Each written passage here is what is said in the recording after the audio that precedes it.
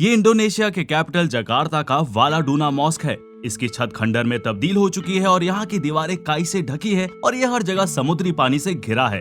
यहाँ आखिरी बार लोगों ने 2001 में प्रार्थना की थी जब ये जमीन के ऊपर हुआ करता था, लेकिन आज ये एक वार्निंग साइन है। ये संकेत देता है कि इंडोनेशिया की राजधानी का क्या हो सकता है अगर चीजें जल्दी नहीं बदली गई तो। जकार्ता की तरह दुनिया की बाकी सिटीज भी बढ़ते सी लेवल के शिकार हैं, लेकिन जकार्ता की हालत और वजह इनसे बहुत अलग है। ये सिटी पिछले कई दशकों से डूब रहा है। ये मैप दिखाते हैं कि ये शहर 1970 के बाद से कितना डूब चुका है। 1970 से अभी तक कुछ एरियाज 4 मीटर से ज्यादा पानी के नीचे जा चुके हैं। जितना कलर डार्क होता जा रहा है उतना ही ज्यादा लैंड पानी के नीचे है। नॉर्दर्न कोस्ट सबसे वर्स्ट हिट एरियाज में से है, जहाँ जकार्ता जावा सी से मिलता है। इस एरिया में हर साल लगभग 25 सेंटीमीटर तक जमीन नीचे धंस रही है। लेकिन सिर्फ कोस्टल एरियाज नहीं, बल्कि जकार्ता की पूरी पॉपुलेशन रिस्क में है। अगर ऐसा ही चलता रहा तो शहर का एक बड़ा हिस्सा और लाखों लोगों के घर 2050 तक पानी के नीचे हो सकते हैं। पर आखिर जकार्ता डूब क्यों रहा है? इसके पीछे का मेन रीजन है यहाँ की वाटर शॉर्टेज। जी हाँ, एक्चुअली जकार्ता शहर एक दलदली मैदान पर बसा हुआ है और 13 नदियां इस शहर से होकर बहती हैं। लेकिन शहर के डूबने का कारण वास्तव में यहाँ के अधिकांश लोगों के पास पर्याप्त पानी ना होना है। सिटी के इनसफिशिएंट क्लीन वाटर सोर्सेज की वजह से सालों से जकार्ता की पॉपुलेशन इस कमी को ओवरकम करने के लिए ग्राउंड वाटर पे डिपेंडेंट है। ग्राउंड वाटर एक्सट्रैक्शन के लिए बनाए वेल्स, पंप्स जमीन के डीप रॉक लेयर से नीचे एक्वेफर्स तक जाते हैं। ये जो रॉक लेयर है वो सोक्ड स्पॉन्ज जैसा है। इस स्पॉन्ज से जितना पानी एक्सट्रैक्ट होता रहेगा, ये स्पॉन्ज उतना ही लूज होके डिफ्लेट होता जाता है और ऊपर के प्रेशर से ये स्पॉन्ज पिचक जाता है, जिससे जमीन नीचे खिसकती रहती है। जकार्ता में ऐसे मिलियंस ऑफ वेल्स से एक्सेस ग्राउंड वाटर एक्सप्लॉयटेशन होता है और इससे ये समस्या कई गुना बढ़ जाती है। ये इशू नेचुरली सॉल्व होती है जब बारिश का पानी सॉइल लेयर से होते हुए ग्राउंड वाटर को रिफिल करता है। लेकिन large scale rapid urbanisation and जमीन के ऊपर कंक्रीट लेयर्स की वजह से बारिश का पानी सॉइल लेयर से नीचे ग्राउंड वाटर एक्वेफर्स तक पहुंच नहीं पाता। समय के साथ फ्लड्स और भी खतरनाक हो रहे हैं, स्पेशली हाई टाइड और रेनी सीजन के दौरान। जैसे 2007 में जब जकार्ता ने अपने इतिहास में सबसे भयानक बाढ़ का अनुभव किया। तूफान और हाई टाइड के कारण शहर के चारों ओर की नदियां और नहरें उफान पर आ गईं, जिससे 80 लोग मारे गए। ग्राउंड वाटर पंपिंग जकार्ता के अस्तित्व को खतरे में डाल रहा है। लेकिन ये समझने के लिए कि जकार्ता ऐसी मुसीबत में कैसे आया, आपको सदियों पीछे जाना होगा। 1600 के दशक में जब यूरोपीय शक्तियां दुनिया को कॉलोनाइज कर रही थी, डच ने उस समय जकार्ता के बंदरगाह शहर पर कब्जा कर लिया था। डच जकार्ता के पोर्ट टाउन पर पहुंचकर वहां के Indonesians, Indians, Chinese and Arab residents पर राज करने लगे थे। उन्होंने अपनी मर्जी एंड काम के हिसाब से जकार्ता में बदलाव किए और एम्पायर ऑफ बटाविया को सेटअप किया।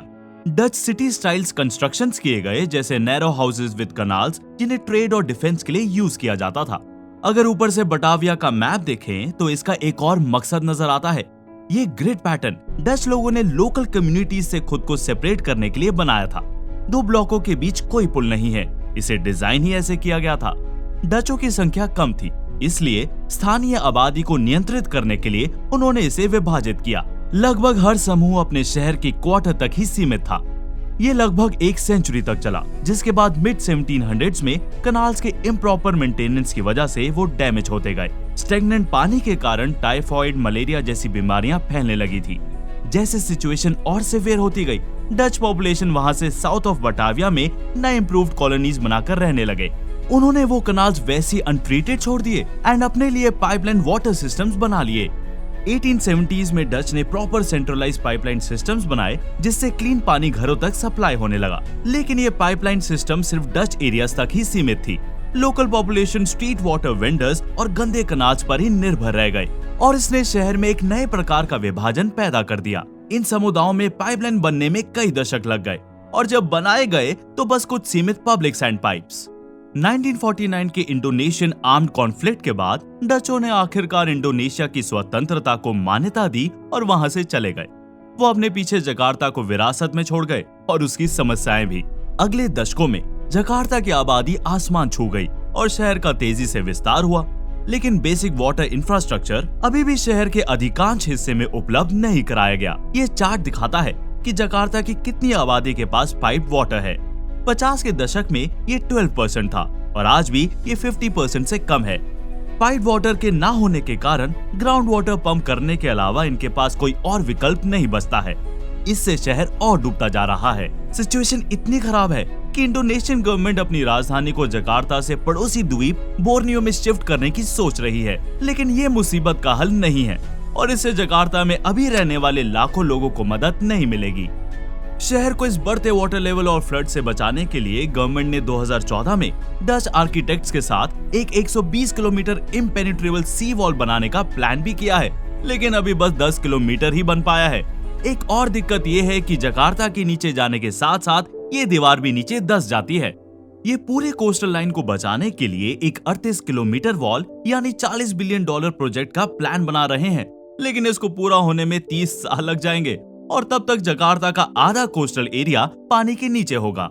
भले ही सरकार द्वारा कई प्रयास किए गए हों, फिर भी वो समस्या को हल करने के लिए पर्याप्त नहीं है। जकार्ता तब तक डूबता रहेगा जब तक ग्राउंड वाटर पंपिंग बंद नहीं हो जाता, और जब तक सरकार जनता को कोई और विकल्प नहीं देती तब तक यहाँ के लोग ग्राउंड वाटर पंपिंग करते रहेंगे और जकार्ता डूबता रहेगा।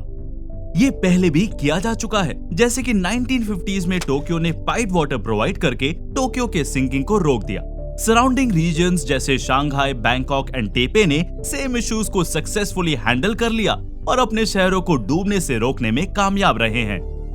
जकार्ता को डच के कब्जे से आजादी मिले 70 साल हो गए हैं, लेकिन उनकी बनाई वाटर सिस्टम्स आज भी पूरे शहर को तबाह कर रही हैं।